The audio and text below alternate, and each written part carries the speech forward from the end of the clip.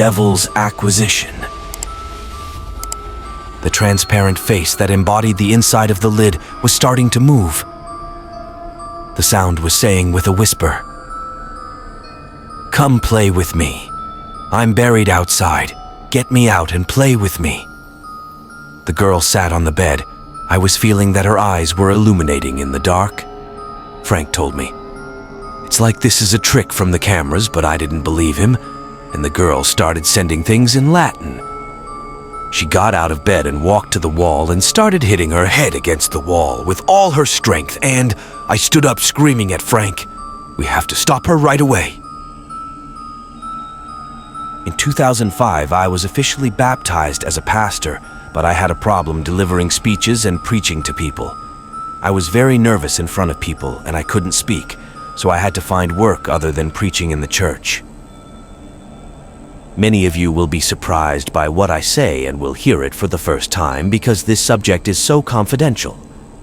However, the Catholic Church has a special acquisition section which is responsible for investigating cases concerning monarchies and exotics. These Maori include demonic acquisition. Demonic acquisition is not a common topic, but in fact your demonic acquisition rate is only 1%. Most people from all religions around the world don't believe in demonic takeover and interpret it as mental illness. But the truth is that we are in a violent war against demons. Unlike the usual demonic acquisition, it is not only for people interested in making deals with the devil, but it happens to those who read in magic, to the slaves of demons, and to those who read spells for amusement, for those who play wajas, for those who try to prepare the souls of the dead, and for those who try to dig deep into astrology.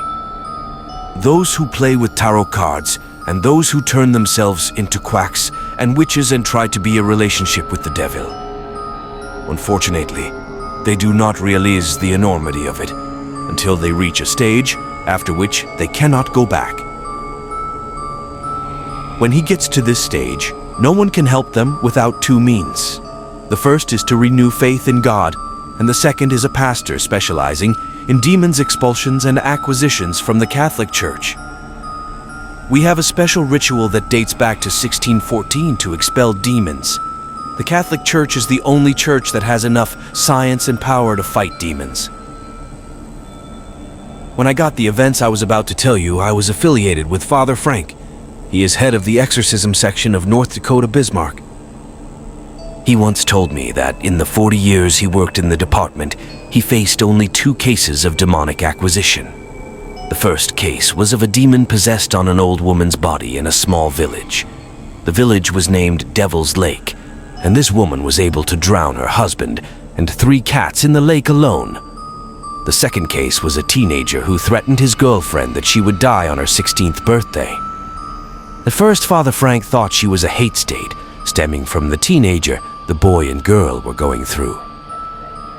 But on the day of her birthday, they found her body in the swimming pool, whose water turned red because of her blood.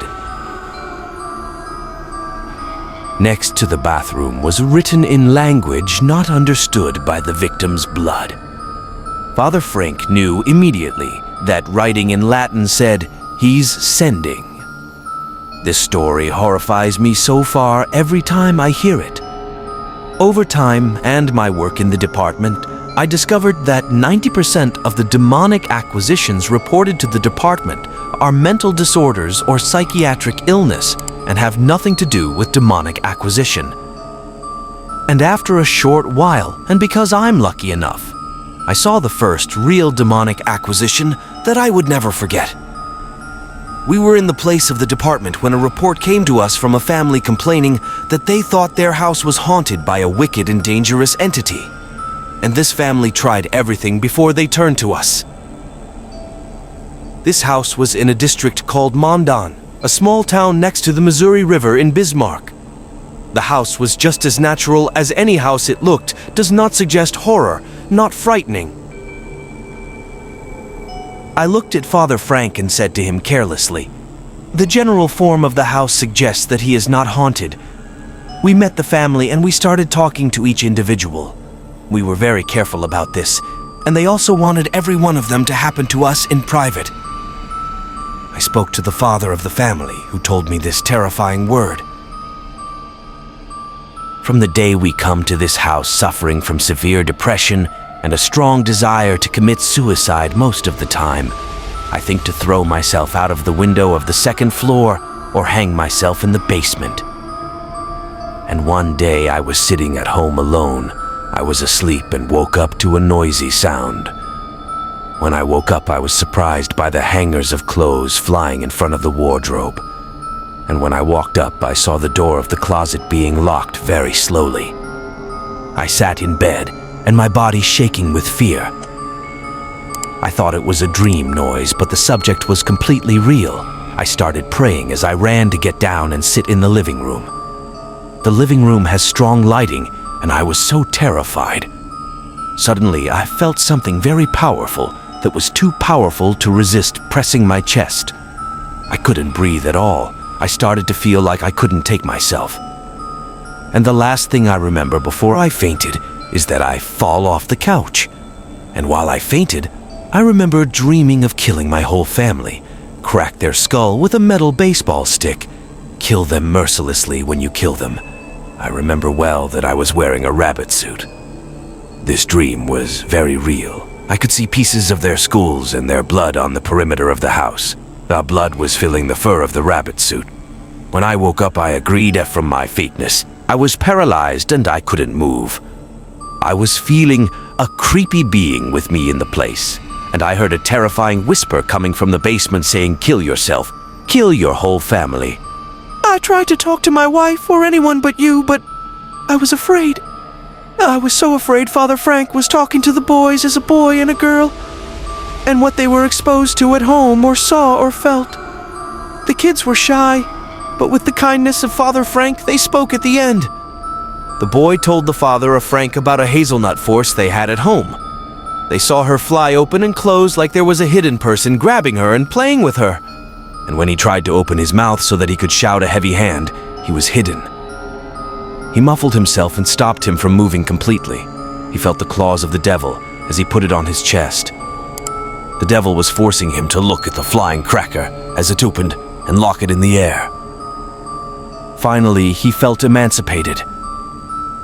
He ran fast towards the living room. The living room was completely dark. The boy tried to talk to them, but they did not move and did not respond to it. And when he approached them, he noticed that their rigid features, pale color, and eyes were completely white. Suddenly they opened their mouth with some, and a deluge of cockroaches began to come out of their mouth quickly. The last thing the boy remembers is that there was a scary demonic voice coming from the basement. He felt that his weight was light, and he lost control of his body. And he felt like the sound was forcing him back into his room. Frank asked him if he knew where they came from, and the boy's answer is that he doesn't remember.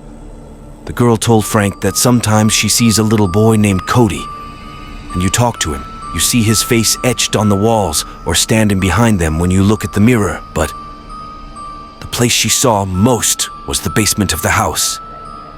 Cody was telling her there was an evil man who killed him and buried him in an abandoned land. He also told her that the evil man wears a white rabbit suit. And Cody sees him in the cellar, and his suit has blood on it. He grabbed a metal baseball bat, and once she saw the rabbit and Salha, if she wants to touch their racket, but she lies scared and screams. The same night, Cody's face appeared on her bedroom wall. He ordered her to stay away from the man in his rabbit allowance, because this man is evil and he wants ugly things. Father Frank asked her, "Do you know what the bunny guy wanted from you?" Frank said, "Send." She sent. From the dark place, Frank asked her, "Do you think Cody and the rabbit guy are ghosts?" The girl replied by receiving it. "I don't believe there's anything called ghosting demons and pretending to be ghosts to deceive us." We finished talking to them, and I imagined we would just sprinkle the holy water, ask for some prayers, and teach them prayers that protect them from the demons. But I was surprised when Franks told me I needed to watch the house inside with surveillance cameras. I want to know what's happening specifically at night. I want to know what we're dealing with, and the family was scared and desperate, so they immediately agreed. After a few hours, we had installed surveillance cameras in the kitchen, bedrooms, living rooms. But the strange thing is that Frank didn't ask for his surveillance camera to be installed in the basement, and unfortunately, I knew why Frank did this. Because this is where we're going to sit, and we're going to put screens in order to keep an eye on the house and the family. And I asked Frank if his video observer is something that's common or circulating in the acquisition process. And he told me no, but he has to do it to make sure they talk. Frank and his actions are unbelievable to this family, and he thinks that they are a bunch of cowards, and from the abundance of fear and cowardice, they start to see things that don't exist, and from all the places where we can settle down. And Frank chose to sit in the basement, where the demonic voiced the place where she saw the rabbit and his blood-filled allowance. We had 3 screens in front of us watching the surveillance cameras, and Father Frank said he bought cameras and screens from the church's donation money, and he asked me not to tell anybody, but I'll tell the church after we get back. Contradictory feelings were epilepsy inside, feeling like I was doing something bad, watching the family during their daily lives, feeling that I was afraid because I was sitting in the dark in this terrifying basement, and what made it worse? It was Frank's insistence that we close the lights and sit in the dark, and I was assured that I was not alone, but every while I looked around so that the rabbit wouldn't surprise me with his metal bat. And Frank looked at me angrily, saying, "You're going to stress me like that. I'm sure there's nothing in the house, and you'll see, and I'm upset about how he speaks. Father Frank is a great pastor, and he must have gifted from that, but he could have seen more things than me, so he's sure there's nothing in the house. And we've been watching the family go about their normal lives." Father was holding the gospel and reading from it loudly. After a while, I started to feel strange things. I felt like a heavy object pressing high. I started to hear whispers, lowering it, coming from afar. He was whispering lies to me and trying to disturb my trust in everything, and I resisted him, asking Frank his nerve. "Is the devil believing in God?" His oven looked at me quietly, saying, "The devil tries all the time to look for the weak part of yourself. I hope your faith is strong, because your faith is weak. This will be your end." I swallowed Reiki with difficulty, and I know I am a strong believer and faith. But is my faith strong enough for me to resist the devil? I was scared and stressed, and my body shivered from fear. I feel a heavy stone on my chest. Frank looked at me coolly and told me, "They feed on fear." Frank didn't do anything more than he increased my fear. I was afraid, and I wanted to look behind me to make sure there was nothing, but I decided not to turn around and concentrate on his monitor only. The whole family went to their rooms and decided to sleep. The house was completely quiet. There was no sound and there was no movement. Frank had brought coffee and donuts. He tried to give me them, but I refused. After a while, I saw movement from under the cover of the boys. I didn't believe what I saw, and I felt that one of the boys was moving asleep, but the move was repeated again. I was about to warn Frank because he wasn't looking at the screen, but before I said anything, the cover flew in the room in front of my eyes. Frank still doesn't see. Try to talk, but there's something that stops me, and I was afraid to try to assure myself that this is happening on a floor and I'm on another floor. But then I saw something very scary. I saw a face inside the lid. The lid came down on a person's body. A child's body, specifically. It was still a bird in the air, alone.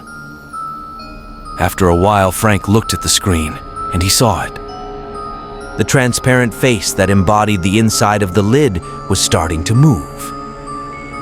The sound was saying with a whisper, "Come play with me.